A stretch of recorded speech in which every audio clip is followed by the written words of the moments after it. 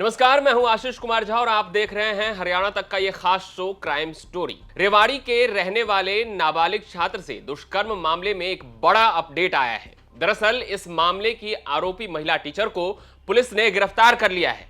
महिला टीचर की गिरफ्तारी की ये तस्वीर भी सामने आई है, जिसमें वो अपना चेहरा ढक रखी है और पुलिस की गाड़ी पर बैठती हुई दिखाई दे रही है।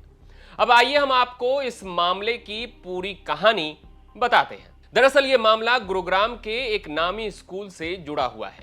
आरोपी महिला टीचर करीब 40 साल की है, जो कि शादीशुदा है और मूल रूप से चरखी दादरी की रहने वाली है। जिस छात्र के साथ दुष्कर्म का मामला सामने आया है वो रेवाड़ी का रहने वाला है और जिस समय उसके साथ दुष्कर्म की घटना घटी तब वो नाबालिग था।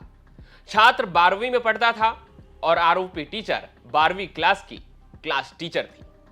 आरोपी टीचर ने छात्र को पहली बार क्लास वर्क के बहाने अपने घर बुलाया।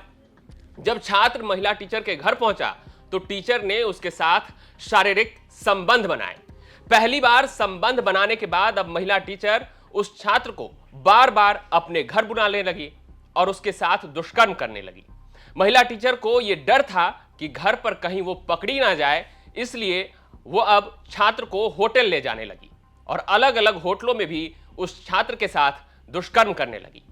होटल में एक साथ रूम बुक करने के लिए महिला छात्र को अपना रिश्तेदार बताती थी और रूम का पेमेंट कैश के रूप में करती थी, ताकि रूम बुक करने से जुड़ी ऑनलाइन ट्रांजैक्शन का कोई सबूत ना हो।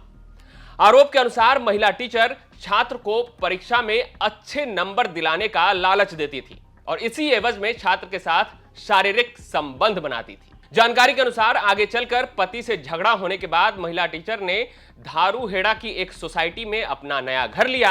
यहां पर किसी अन्य के आने जाने की आशंका नहीं थी और इस बात का भी डर नहीं था कि यहां किसी को कुछ पता चल पाएगा।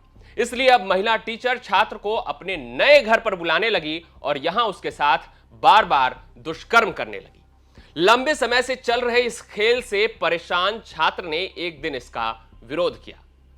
छात्र के विरोध करने पर महिला टीचर को लगा कि अब कहीं उसकी पोल ना खुल जाए, जिसके बाद महिला ने 20 जनवरी 2025 को छात्र पर ही छेड़छाड़ का आरोप लगा दिया और पुलिस में शिकायत दे दी।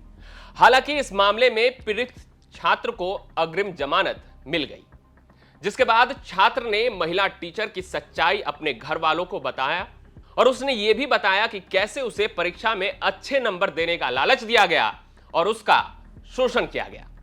सबूत के तौर पर छात्र ने कुछ वीडियो भी बना रखा था जो उसने अपने पिता को दिखाई, जिसके बाद पीड़ित छात्र के पिता ने 13 मार्च 2025 को इस मामले की शिकायत पुलिस में दी, जिसमें उन्होंने कहा है, मेरा पुत्र नाबालिग है, उसकी जन्म तिथि 1 मार्च 2007 है। महिला शिक्षक ने उसका यौन शोषण किया। महिला शिक्षक उसे शैक्षणिक कार्य करवाने के बहाने अपने घर पर बुलाती थी।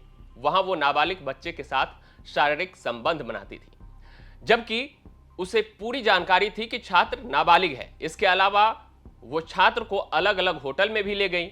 उसने फिर उसके साथ शारीरिक संबंध बनाए।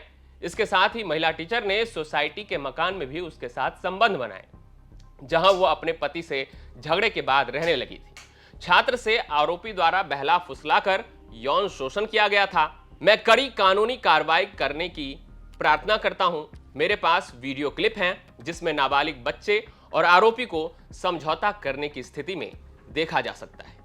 खबरों के अनुसार पीड़ित छात्र के पिता की ओर से दी गई इस शिकायत के बाद आरोपी महिला टीचर ने 25 मार्च को रेवाड़ी फास्ट ट्रैक कोर्ट में अग्रिम जमानत की याचिका दायर की थी, लेकिन बाद में उसने इस याचिका को वापस ले लिया। फिर वो दोबारा 7 मई को कोर्ट में अग्रिम जमानत के लिए गई, लेकिन 14 मई को कोर्ट ने इस याचिका को खारिज कर दिया, जिसके बाद तीसरी बार वो 6 जून को पंजाब हरियाणा हाईकोर्ट में अग्रिम जमानत की याचिका लगाई।